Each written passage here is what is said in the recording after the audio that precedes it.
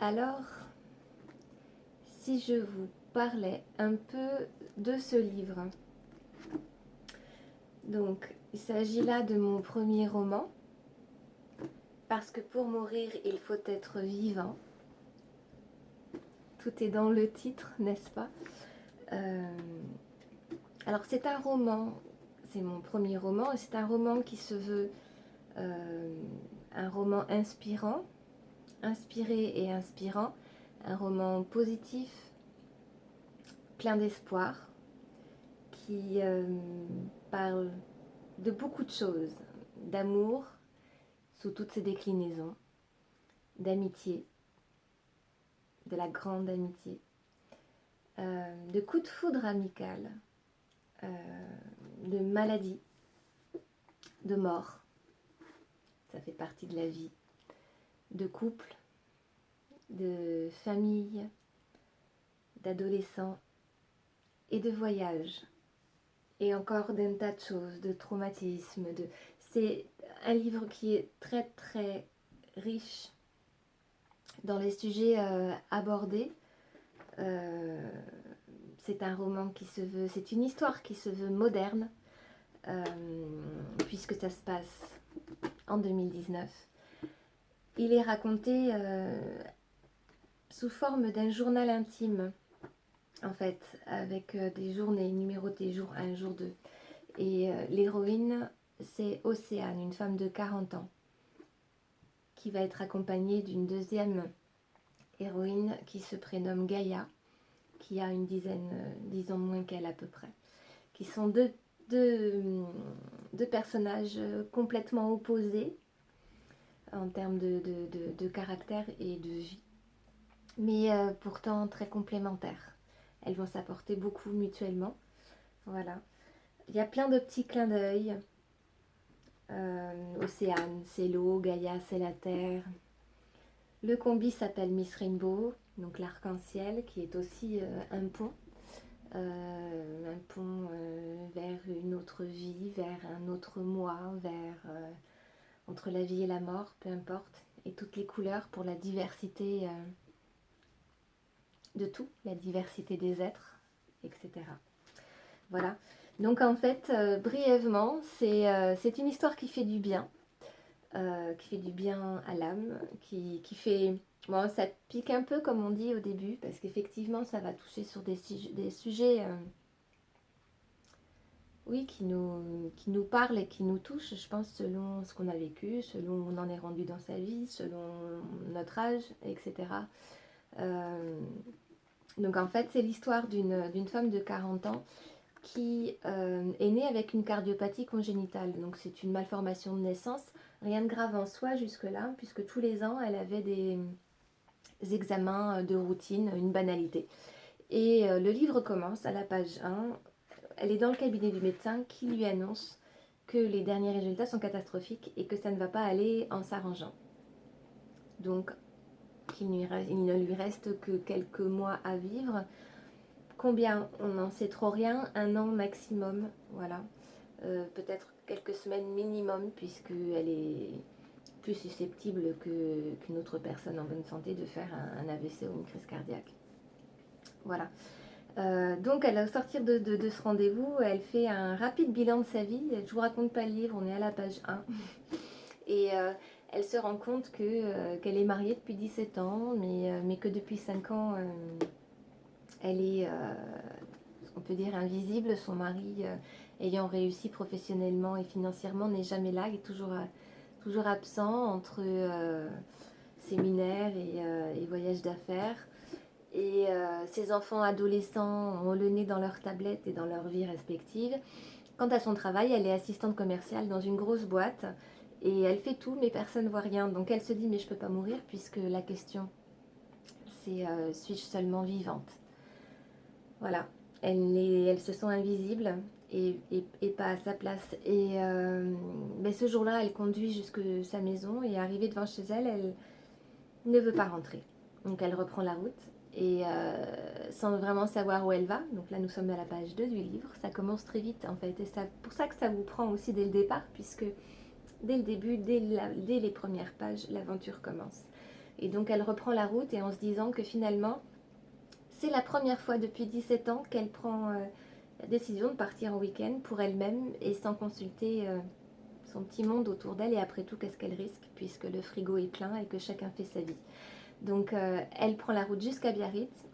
Et c'est lors de ce week-end qu'elle va faire la rencontre qui va chambouler sa vie, puisque elle va rencontrer donc Gaïa, qui a 10 ans de moins qu'elle et qui, elle, est très différente, puisque elle est libre, elle est spontanée, elle est un petit peu extravagante, elle est musicienne, chanteuse. Et donc, elles vont se lier d'amitié, c'est vraiment un coup de foudre. Euh, voilà, Paolo Coelho disait que les âmes se, se connaissent avant même que les corps ne se rencontrent. Donc c'est vraiment là, c'est vraiment ce qui se passe. Il y a une connexion quasi instantanée. Et pendant le cours de ce week-end, elles vont partager leur vie, échanger et construire ce projet fou de voyage. Donc c'est comme un échange, puisque Océane a toujours rêvé d'apprendre à jouer de la musique. Elle chante, mais elle chante bien, mais elle n'a jamais pu apprendre parce que c'est pas un métier. Et puis bon, voilà, la vie fait que. Et Gaïa, elle va lui apprendre de manière intensive à pouvoir jouer de la guitare, au moins comme ça, et du ukulélé. Et à l'inverse, Gaïa a toujours eu peur de voyager. Et Océane a une bonne recette contre la peur, pardon, puisque quand on n'a plus rien à perdre, on n'a plus peur de rien. Et donc, elles vont construire un projet. Alors, elles ne veulent pas juste voyager, mais comme Océane se retrouve au bord, ou disons en fin de vie, elle voudrait mettre de la valeur ajoutée à ce qui lui reste de temps. Et donc, pas seulement voyager de manière touristique, hein, mais vraiment voilà, donner du sens à ce qui lui reste. Et donc, elles vont construire un projet, un voyage humanitaire. Elles vont chercher un combi Volkswagen, le customiser, le peindre aux couleurs de l'arc-en-ciel. Elle va s'appeler Miss Rainbow. Et l'aventure entière d'ailleurs. Et donc elles vont... Donc en fait c'est un roman qui se veut très réaliste, puisque toute la première partie du livre, c'est la préparation, le changement de vie, la construction du projet.